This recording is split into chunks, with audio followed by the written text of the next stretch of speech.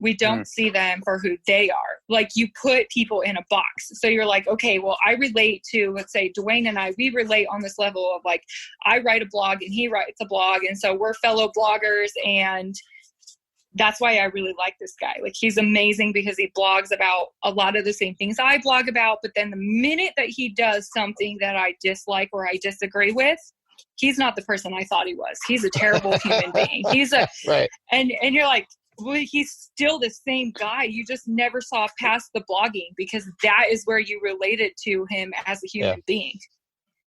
That you can't like love all of these things and then just be like, oh, but there's this one thing and I really don't like that. So you're not the person I thought you were. Yeah, I'm the person you thought I was. I still have all of these things. Yeah. Yeah.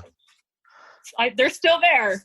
Like, you don't get to put someone in what fits in your box. You need to just let them be who they are. And if someone is holding you back from being who you are, it's not healthy. Yeah. And, you know, and I try very hard to put myself in other people's shoes, you know, especially now that I have a child, because I try to relate to him on his level because he's 5, he's going to be 6 soon. And, you know, when he gets angry or he's having a bad day, I have to realize that as the adult, I'm somewhat able to control my emotions and think things through and work things out. But when I talk to him, I have to do it in a way that's like, I get it, you're upset. I'm not mad at you for being upset. You know, like you have to so the other day at work, I work with a lot of teenagers, some of whom are not even old enough to vote yet. And one of them was in a bad mood, having a bad day. And another coworker of mine who was a little older was complaining to me about her. And I was like, what are you upset about? She's 15. Give her a break. Like she's 15, working a stressful job. Give her a break. She's having a bad day. It's not the end of the world. You don't need to be so mad at her about it. Like, you're the older one. Be older, you know, be a little more mature. And no, go ahead. I was just going to say, you've had that 35 years to be able to manage your emotions. Yeah, She's exactly. 20 years behind you, bro. Exactly. Like, relax. It's not that serious. Yeah. We're all here for a paycheck. Like, it's not the end of the world. Right. And, I kind of took on this, speaking of that, I kind of took on this like a mindset of not expecting things from other people that I don't expect from myself. Right. So if you wouldn't do it, why should she have to do it? But also, if you wouldn't do it at 15, why should she have to do it at 15? Exactly. Yeah. Yeah. And, you know, the it's other not night, realistic. my son spent the night with me the other night, and he just refused to go to sleep. And I was getting more and more angry. And and then it was like 1 a.m, and he kept telling me he was thirsty, and I snapped at him. I did, and I got him something to drink, and then I made him go to the bathroom, and then he came back and he opened his arms to give me a hug, and he had like a sad look on his face, and then it hit me. I was like, oh, I just made the situation worse. So I gave him a hug and I said, buddy, I'm sorry. I didn't mean to snap at you. Daddy's very tired. We need to go to sleep. I should not have spoken to you that way. I'm sorry. And then, you know, we hugged it out and we went to sleep. But I had a moment of like, oh, wait a minute. My handling of the situation is making things worse right now because he doesn't understand that, you know, like he doesn't know why he's cranky. I know why I'm cranky because I'm an adult. Yeah. So like, those are still things, you know, almost 6 years later that I still have to actively do to be like, no, it's not his fault. He's a child. It's my responsibility to assess the situation and try to make it better. I shouldn't expect him to understand how I feel if I don't, you know what I mean? Like, Yep. I think parenting is the number one way that people learn how to admit they're wrong. Oh yeah, absolutely. Like, at least for me, like, I'm like, I shouldn't have yelled at you. I'm terrible. I'm sorry. Like, It's like we tell people, don't be afraid to admit you're wrong. If you cannot admit that you are wrong as a parent, you are going to be in for one hell of a ride. There's no other way. Like, I'm never wrong. Oh, That's okay. true. Okay. All right, buddy. Calm down. Calm down. I don't have any kids yet. That's why. Right. It's so crazy to me to think about that. Like, and Eric hit it right on the head. Like, you're never going to do it just right as a parent. And you need to start taking those moments and like converting them into other situations in your life. You're never going to be right about everything. You're never going to do everything correctly. You have to learn to have grace with yourself. And the best way to do that is to just say, I was wrong. Right. Like, how do I fix it now? And that's another thing that I try to teach him. For example, a couple weeks ago, we were doing homework, and I had asked him to rewrite some numbers because they didn't look like numbers. And I said, just erase it and write it a little bit neater. You know what they look like. You have them right there. And he threw a fit, erased the whole thing. He got rid of all 12 problems that he had been doing. And then he was complaining more about, oh, well, this is taking so long.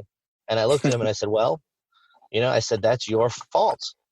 You had it all done. And because you decided to throw a temper tantrum and erase everything, now you have to do it all over again. I said, I have nothing else to do today but sit here with you until we get this done. I'm not going anywhere, and you're not going anywhere till you do it. I said, you cannot be mad at me for something that's your fault. Like I try not to talk to him like he's a child. Because he's smart enough that like he understands if you break stuff down for him. And then I thought about it a little bit more, and I said, "Are you hungry?" He said, "Yeah." I said, "Okay, so we can either power through this, and then I'll give you something to eat, or we take a little break. You have something to eat now, and then we finish when you're done." He thought about it. He said, "I think I want to eat now." Okay, so I gave him food. He ate his food, and then he zipped through his problems like it was nothing. Like he was 12 plus 4, 13 plus 6. Like he nailed it one after another. And I was like, okay, we talked about it. I assessed the situation. He was hungry. That's why he was being a jerk. There's always a root cause to everybody's behavior.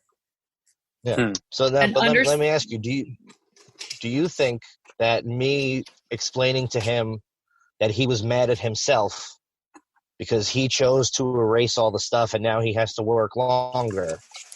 Do you think that was a good way to handle that, or no?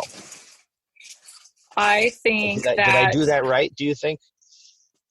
I mean, okay, well, there's no right or wrong way to parent, but fair enough. I think that I do the same thing with my son. He has diabetes, and it's such a tough disease, and he has to manage a lot of it on his own. And even though we kind of feel like he should be able to do that, the reality is that he's still 12 years old, so he can't do it. We want him to be able to do it, but I tell him all the time, it's not a matter of like me being upset at you for like forgetting to take your insulin. I'm upset at you because you're not admitting that you forgot to take your insulin. You're making it everybody else's fault. You always say, well, you didn't remind me, Mom, or you didn't okay, people mess up. You forgot to take your shot. I get it, but it cannot be anybody else's responsibility but yours. And you don't get to yell at me because your blood sugar is high now and you feel like crap.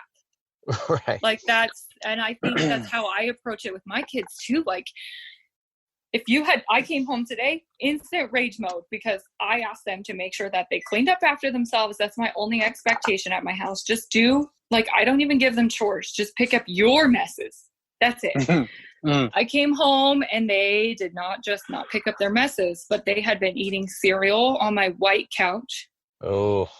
They had, oh yeah, it was so bad. And they didn't pick up anything. I got out today, and they knew we had to leave as soon as we got home so I could bring them over to their Aunt Jessie's. They're having a sleepover. And not only did they not pick up after themselves, they were still in their pajamas. Oh. They're 12 and 9. And I was like, I just talked to you 2 hours ago. Like, how do you not have this done yet? I don't get it. And they were so upset at me for being angry with them. And I said, but I don't ask that much of you guys. Like, I was at work all day. If you just picked up after yourself, I'm not asking you to pick up after me. I'm not asking you to pick up after Sean. I'm asking you to be responsible for you. Right. Nobody else. And they're like, well, we're kids, Mom. We don't know. Like, you have to keep reminding us. We get distracted. And I'm like, but I still have a right to be upset that you didn't do it. No, and now we can't leave on time. if they know enough to say to you, we're just kids, we don't know, then they know. Right. As like if they know enough, they know enough to be like, we're just kids, Mom. What are you talking about? You're like, no, you understand completely what you're doing. Oh yeah. And you're trying to manipulate me. But then I'm like, well, we can't leave now. We can't leave. And they're like, we have to go. You said we have to go when we get home. Well, we'll go when you do everything I asked you to do. Yeah. So that's on you.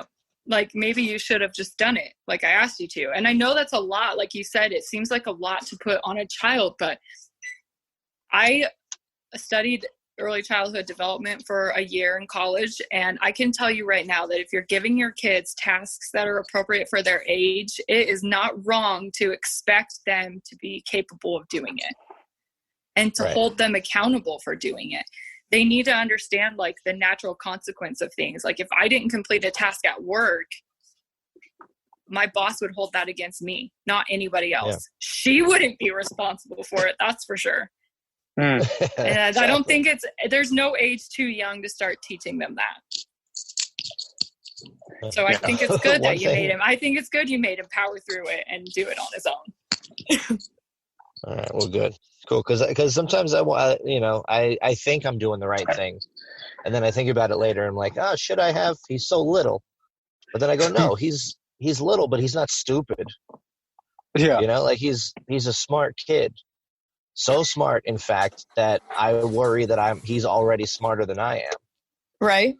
Same with my 12-year-old. The kid can build robots out of nothing.